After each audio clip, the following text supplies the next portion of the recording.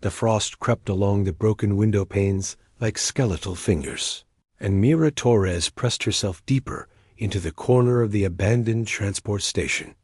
At 17, she'd learned that the best spots were always the ones others overlooked too small, too exposed, too uncomfortable. But uncomfortable meant alive, and alive meant another chance at tomorrow. Net Hera never slept. The alien metropolis pulsed with bioluminescent light that cascaded down crystalline towers, painting the night in shades of violet and azure. Somewhere high above, in those impossible spires, beings from 100 worlds lived in warmth and plenty. Down here, in the forgotten spaces between the gleaming foundations, people like Mira survived on scraps and stubbornness. She pulled her threadbare jacket tighter, though it did little against the bite of the winter wind that howled through the station's skeletal frame. Her fingers trembled as she reached for the one thing that still connected her to a life before this, a blanket woven from earth cotton, dyed in fading shades of green and gold.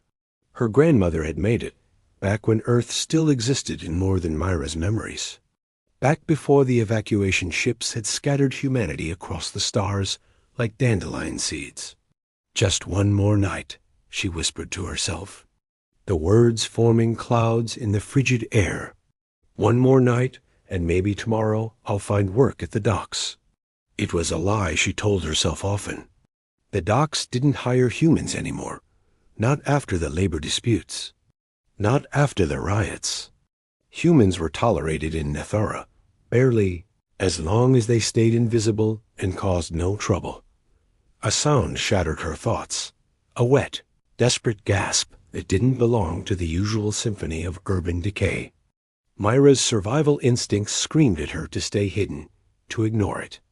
Nothing good came from investigating strange sounds in the dark, but the sound came again, weaker this time, and Myra found her feet moving before her mind could object.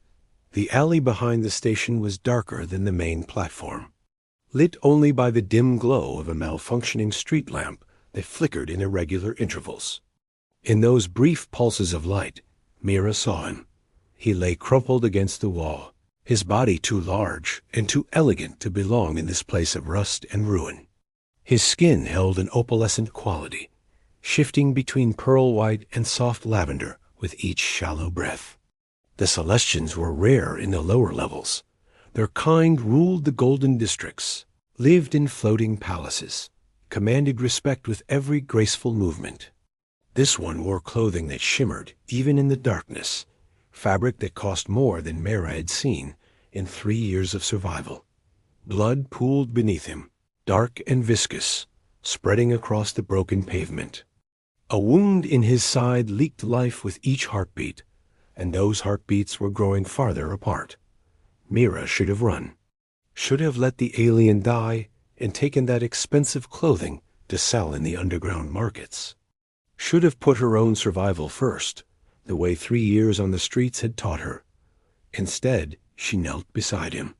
"Hey," she said softly, her voice rough from disuse. "Can you hear me?" His eyes opened brilliant gold shot through with veins of silver, the distinctive mark of Celestian nobility. They focused on her with difficulty, surprise flickering across features too perfect to be human. His lips moved, forming words in a language her translator implants struggled to decipher. "Don't try to talk," Myra said, assessing the wound. She'd seen injuries before, had tended to her own often enough. This was bad. Without medical attention, he had maybe an hour. "I need to get you help. There's a clinic, not far." His hand shot out with surprising strength, fingers wrapping around her wrist. He shook his head frantically, gold eyes pleading. The message was clear. No authorities, no clinics, no one could know he was here. "Okay," Myra breathed, understanding flooding through her. She'd been in situations where discovery meant death. "Okay, no help. But you're going to freeze before that wound finishes you." The temperature had dropped even further, and she could see frost forming on the alien's skin where blood didn't flow. His body had begun to shake, violent tremors that made the wound bleed faster. Myra looked down at the blanket still clutched in her arms. Her grandmother's blanket. The only warm thing she owned.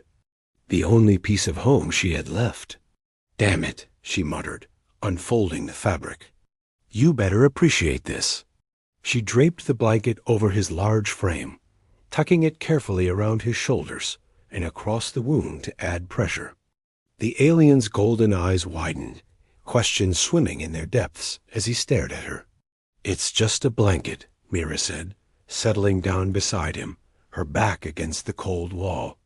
She wrapped her arms around herself, already feeling the cold seeping into her bones. "My grandmother made it. She always said it held more than warmth. It held love, protection, all that sentimental stuff."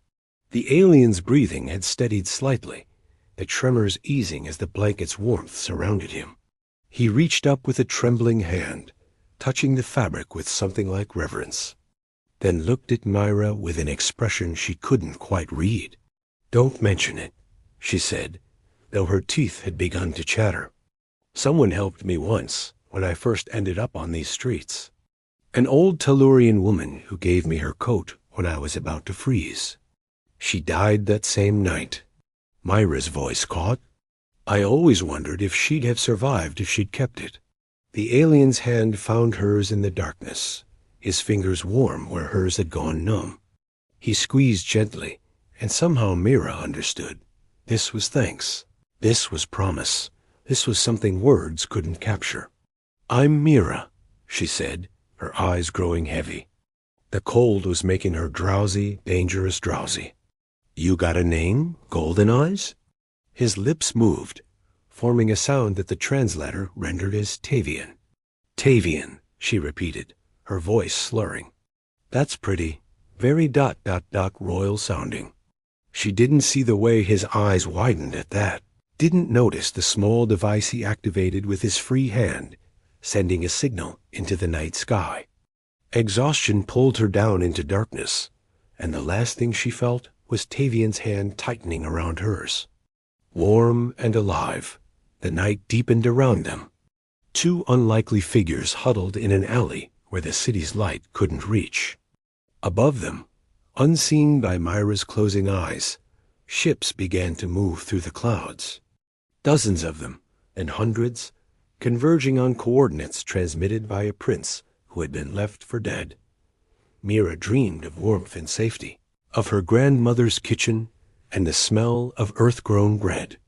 She dreamed of a time before cold nights and empty stomachs, before survival became the only prayer she knew. She didn't dream of what morning would bring, didn't imagine the warriors who would descend with the dawn, didn't foresee the palace and the politics and the impossible choice between two worlds. Didn't know that in giving everything to a stranger, she had changed the course of her life forever. The last thing she felt before sleep claimed her completely was Tavian shifting closer, sharing what little warmth they had between them, his hand never leaving hers as frost formed patterns on the ground around them like promises written in ice. Mira woke to warmth real, encompassing warmth that felt like a betrayal of everything she knew. For a moment, she didn't open her eyes, afraid that consciousness would shatter whatever dream had granted her this mercy.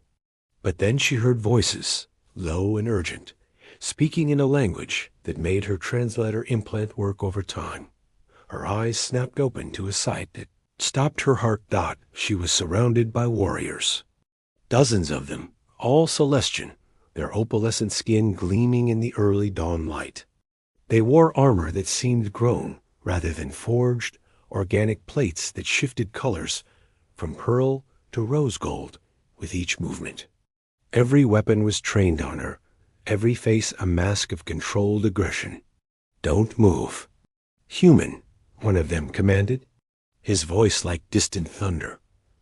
Myra's hands were still raised from sleep, which probably saved her life. She remained frozen, her mind racing to piece together what had happened. The last thing she remembered was the cold, Tavian's hand in hers, the certainty that she wouldn't survive the night. "Lower your weapons," came a familiar voice. Weak but commanding. The warriors parted, and Mira saw Tavian being supported by 2 medics. The wound in his side had been sealed with some kind of bioluminescent gel, and color had returned to his opalescent skin. But it was his eyes that caught her, those golden eyes that now looked at her with an intensity that made her chest tight. "She saved my life," Tavian said, his voice stronger now. "She gave me her only protection against the cold when she had every reason to leave me for dead." A tall Celestian stepped forward, his armor more elaborate than the others, marked with symbols that even Mira recognized as high rank. His face was severe, carved from the same elegant lines as Tavian's, but hardened by years and command. "I am Captain Dorian, head of the Royal Guard," he said, studying Myra with eyes that missed nothing. "You will explain how you came to be with Prince Tavian." The world tilted. Prince. Of course he was a prince. Mira had given her grandmother's blanket, her only possession of value, to a prince. A laugh bubbled up in her throat, hysterical and inappropriate. She swallowed it down. "I found him dying in the alley. He was bleeding out. I gave him my blanket because he was cold." She met Captain Dorian's gaze steadily. "That's it. No conspiracy, no master plan. Just one person helping another." "Just one person," Dorian repeated, skepticism dripping from every word. "A human who just happened upon the Crown Prince of Celesta on the very night he was ambushed by Krell assassins."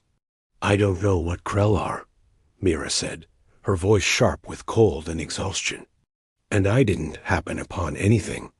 I heard someone dying and made the stupid decision to help instead of minding my own business.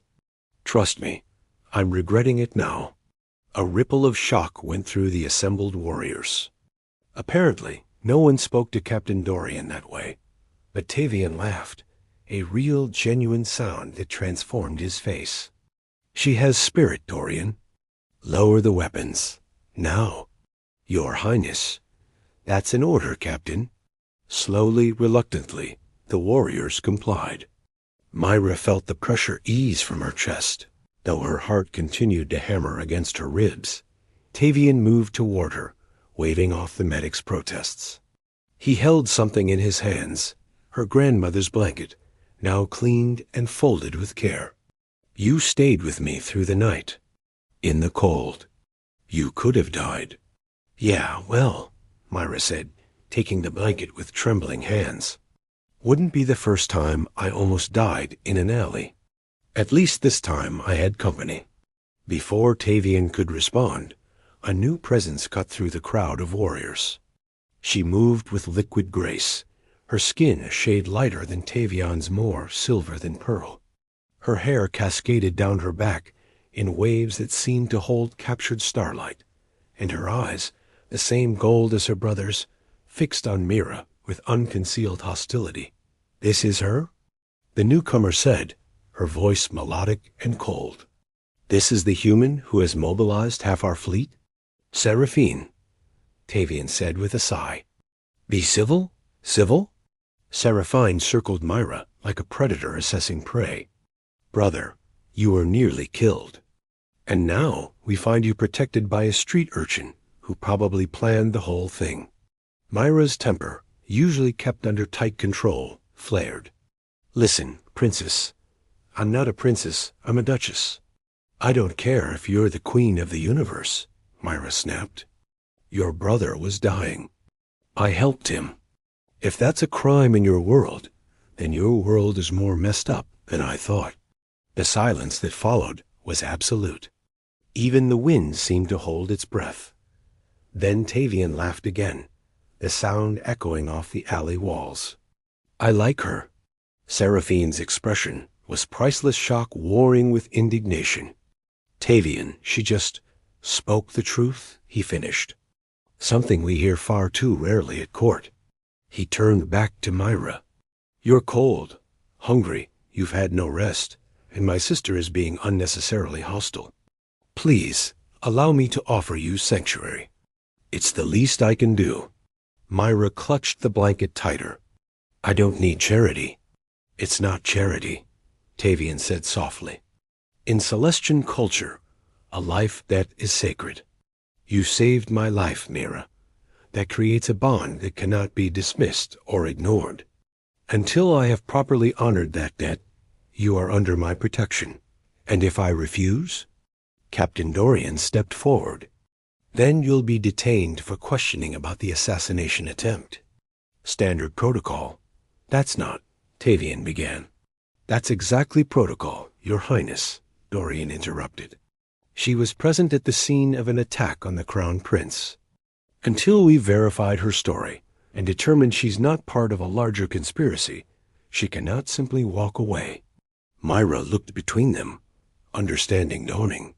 She wasn't being offered a choice. She was being given the illusion of one. "So it's your sanctuary, or a cell." "Put crudely, but yes," Tavian admitted, and at least he had the grace to look apologetic. "Fine," Myra said, "but just until you clear me.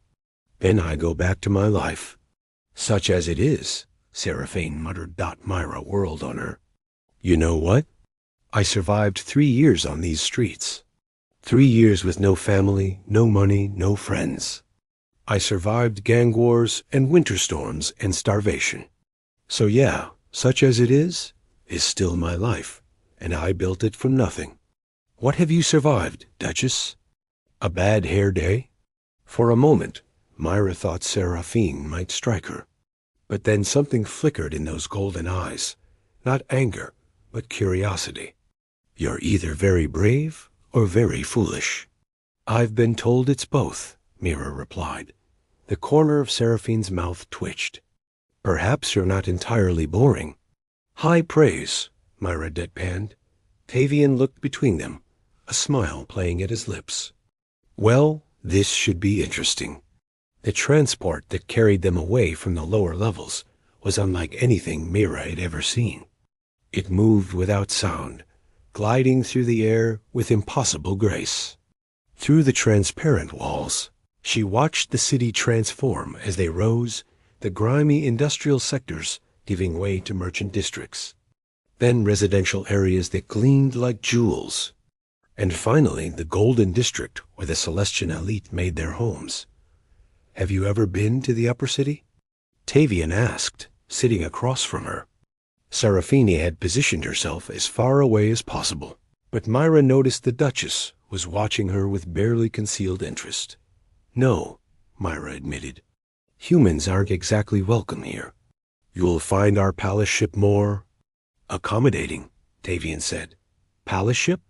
As if in answer, the transport broke through a layer of clouds, and Myra's breath caught. Floating above the city was a vessel that defied description. It wasn't a ship in any traditional sense. It was a living thing, organic and crystalline at once. Spires reached toward the stars, connected by bridges that seemed to be grown from pearl and light. Gardens cascaded down its sides, waterfalls frozen in mid-fall by some technology Myra couldn't fathom. "Welcome," Tavian said softly, "to the heart of Celesta." The transport docked at a platform that bloomed open like a flower to receive them. As Myra stepped out, she was immediately aware of dozens of eyes on her servants, courtiers, guards, all pausing in their duties to stare at the human in their midst. "Ignore them," Tavian said, offering his arm in a gesture that seemed natural for him, but utterly foreign to Myra. When she hesitated, he added, "Please. They'll be less bold if they think you have my favor." Reluctantly, Myra took his arm, feeling the warmth of his skin through the fabric of his sleeve. Together, they walked into the palace, Seraphine following with Captain Dorian and a contingent of guards. The interior was even more breathtaking than the exterior. Everything seemed to glow with its own light. The walls, the floors, even the air itself held a luminescence that made Myra feel like she was walking through a dream. Tapestries that might have been woven or grown depicted scenes from Celestian history, and music seemed to emanate from the very structure itself. "Your quarters are being prepared," Tavian said as they walked through corridors that twisted and turned in ways that defied logic. You'll have access to anything you need: food, clothing, entertainment. What about freedom? Myra asked quietly. Tavian's jaw tightened. Once we've verified you're not a security threat, you'll be free to come and go as you please. You have my word. The word of a prince, Mira said. That's supposed to mean something? My word means everything, Tavian said, stopping to face her. His golden eyes held hers with an intensity that made her forget to breathe. I keep my promises, Myra. Always. Brother, Seraphine called from ahead. The council is waiting for your report. Tavian grimaced. Of course they are. He turned back to Myra. I have to go. Seraphine will see you to your quarters. Lucky me, Myra muttered to her surprise. Seraphine actually smiled at that small thing. But genuine as Tavian departed with Captain Dorian and half the guard. Myra found herself alone with the Duchess. The remaining guards kept a respectful distance, but Myra could feel their watchful presence. This way, Seraphine said, her voice lacking its earlier hostility. They walked in silence for a moment before Seraphine spoke again. You really didn't know who he was? I really didn't, Myra confirmed. Would it have mattered? To most people? Yes, Seraphine glanced at her. A prince's gratitude is worth kingdoms. I don't want kingdoms, Myra said. I just want to survive. Something in Seraphine's expression softened. Perhaps that's why he trusts you. They arrived at a set of doors that opened at Seraphine's touch, revealing quarters that were larger than the entire transport station where Myra had been sleeping. A bed dominated one wall, an actual bed with soft linens that looked like captured clouds. Windows offered views of the city below and the stars above. The cleaning facilities are through there, Seraphine said, pointing to a door. Clothing will be provided. Food can be summoned through the panel by the bed. Myra stood in the center of the room, still clutching her grandmother's blanket, feeling more lost than she ever had on the streets. Thank you, she managed. Seraphine paused at the door. My brother. He's important, not just to our family, but to our entire people. If you're playing some game, I'm not, Myra interrupted. I don't play games. I just try to survive. The Duchess studied her for a long moment. We'll see. Then, surprisingly, she added, but for what it's worth, thank you for saving his life. After Seraphine left, Myra sank onto the bed, her grandmother's blanket spread across her lap. Through the window, she could see the city where she'd spent 3 years fighting for every breath, every meal, every moment of safety. What have I gotten myself into? She whispered to the empty room. But even as she asked the question, her mind returned to the alley, to golden eyes looking at her with gratitude, and something else, something that had made her heart race in a way that had nothing to do with fear. Outside her door, she heard the soft footsteps of guards taking up position. Inside, she was surrounded by luxury she'd never dreamed of. And somewhere in this impossible palace, a prince she'd saved was keeping promises she didn't understand. Myra lay back on the bed, exhaustion finally claiming her. As sleep pulled her down, her last thought was of warmth, not the warmth of blankets or heated rooms, but the warmth of Tavian's hand in hers, holding on through the coldest night of her life. Tomorrow would bring questions and suspicions, politics and protocols she didn't understand. But tonight, for the first time in 3 years, Myra Torres slept without fear of the cold.